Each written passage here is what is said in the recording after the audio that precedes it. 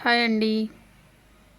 ఫాల్ని చూడండి, ఫస్ట్ కింద పీకో చేసేసిన తర్వాత జిగ్జా చేసిన తర్వాత ఐరన్ చేసి తర్వాత పైన హ్యాండ్తో మనం చేతి పని అంటాం కదా, చేతి పని చేస్తా. అయితే చేతి పని కూడా నేను స్ట్రైట్గా చేస్తాండి. మీకు ఇంతకుముందు కూడా చాలా వీడియోస్లో ఫాల్ ఎలా వేస్తే నీట్గా ఉంటుందా అనే వీడియోస్ చాలా ఉన్నాయి.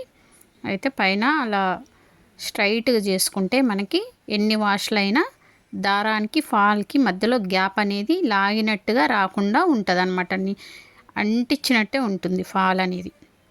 అయితే ఇక్కడ ఫాల్ ఐరన్ చేస్తున్నా. ఫస్ట్ నేను జిగ్జా చేసి ఐరన్ చేసి ఆ తర్వాత పైన చేతి పని చేస్తాను అన్నమాట.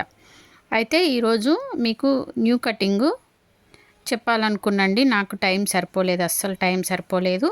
కొత్త కటింగు ఇద్దరు ముగ్గురు కామెంట్ పెట్టారు కదా, కొంచెం క్లియర్గా చూపించండి ఆ పేపర్ ఎలా సెట్టింగ్ చేసుకోవాలని.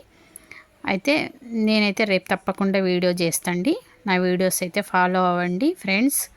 మీకోసం న్యూ కటింగ్ రేపు తప్పకుండా పేపర్ కటింగ్ని ఎలా మనం సెట్టింగ్ చేసుకోవాలి అనే విషయం రేపు వీడియోలో కొంచెం క్లియర్గా చెప్పడానికి ట్రై చేస్తా. ఎందుకంటే టైం లేక ఈరోజు వీడియో చేయలేకపోయినా. ఓకేనా. ఈ శారీ కూడా నిన్న పండక్కి కట్టుకోవాల్సింది, కొంచెం వీలు పడక ఫాల్ వేయలేకపోయినండి. ఈరోజు వేసుకున్నాను అనమాట ఫాలు.